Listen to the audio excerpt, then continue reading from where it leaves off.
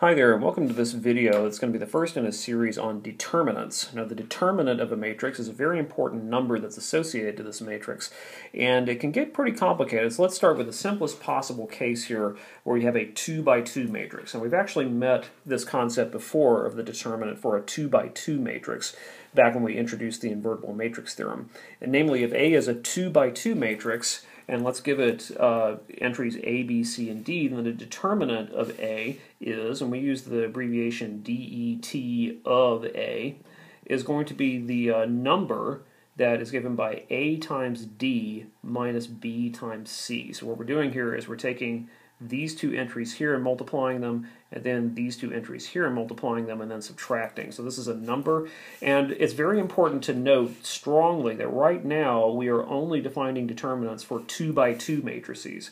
If we had a 3 by 3 matrix, then we don't know what to do with that yet. But just as a very simple example, if I were to take the determinant of, say, the matrix 1, 3, 5, negative 2, then that would be the number given by 1 times negative 2 minus 3 times 5, and that is negative 2 minus 15, which is negative 17.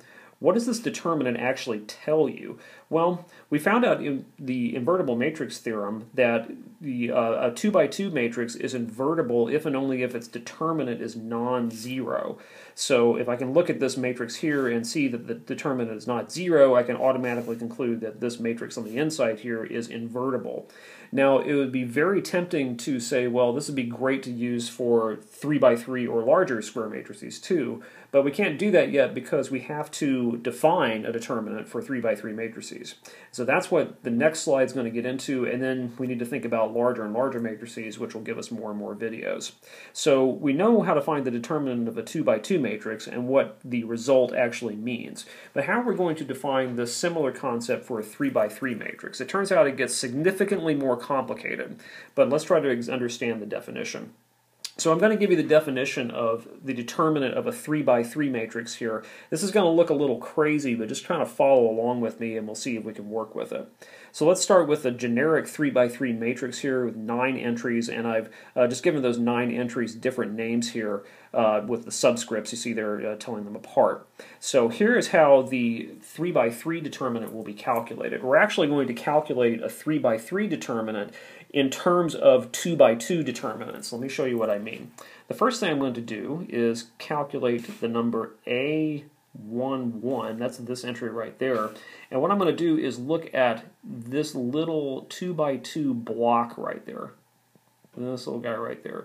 So it's almost as if I'm eliminating the row and the column in which A11 sits, and when I delete that row and that column, I'm left with that little 2 by 2 block. And then that 2 by 2 block, I'm going to calculate its determinant. Okay, that's a 2 by 2 determinant. I'm going to calculate A22, A33, this entry times this entry, minus A32 times A23. That's this entry times this entry. That's the first part of this. So again, what I've done here is I've looked at this particular entry up along that first row and deleted the row and the column in which it sits, and then I'm left with this little 2 by 2 in the red box there. I think of that as a 2 by 2 matrix, and I calculate its determinant, and that's what this thing here is.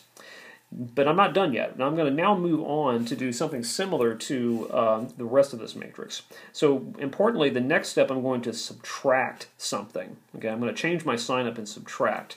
I'm going to key in on this entry right here, delete the row and the column that it sits in, and look at just this 2 by 2 block that's left over. And think of that as a matrix. I'm going to take A12, just as I did A11 above. I'm going to multiply by A12.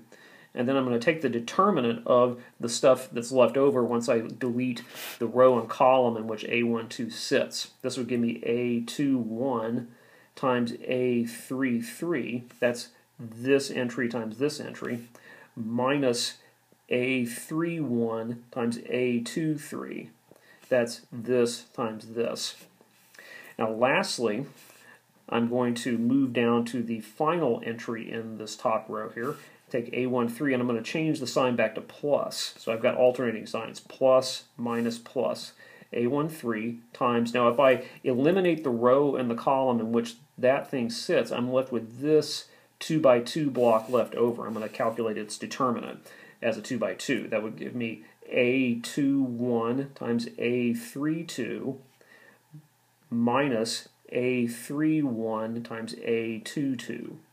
And again, that's this times this minus this times this. And that whole number there, all that number crunching, when done, will give me the determinant of this matrix. Now that is a little crazy, but if you understand this 3 by 3 step, it turns out calculating determinants of 4 by 4 and larger is very similar to this. I think it's obviously time to put this to work here in an example. I actually have a couple here for us to do. So let's calculate the determinants of these two matrices here. Okay, first of all, I'm going to just move along this top row here. First of all, selecting this entry here. So this is going to be 3 times, and I'm going to delete the row and the column in which that 3 sits, and look at the 2 by 2 that's left over, and calculate its determinant. That would be 1 times 2 minus 2 times 4.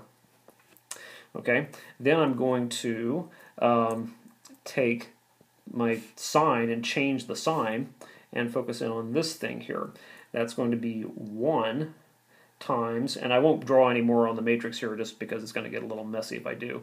I'm going to delete the row and the column that it sits in, and I will highlight this and look at the 2 by 2 that's left over. That's 0, 4, 0, 2, and take its determinant. That would be 0 times 2 minus 0 times 4. And now finally I'm going to move to the third entry in that top row and add, that's a 2, and eliminate the row and the column in which that sits and take the determinant of what's left over. That would be 0 times 2 minus 0 times 1. Now let's just do the math on this, and you'll see what I have here is this I can see is going to be 0, so this entire term goes to 0. Same thing for this. That's going to drop to 0. So really all that's left is that red stuff. So I have 3 times 2 minus 8, and that gives me negative 18 for my determinant. Now let's try the same trick on the second matrix here. Take its determinant. So I'm going to start again by looking at the 1, 1 entry.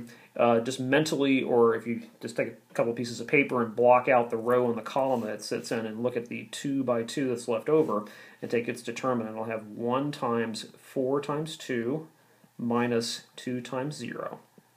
Then I'm going to change the sign, move down the row here, change the sign, and subtract 2 times.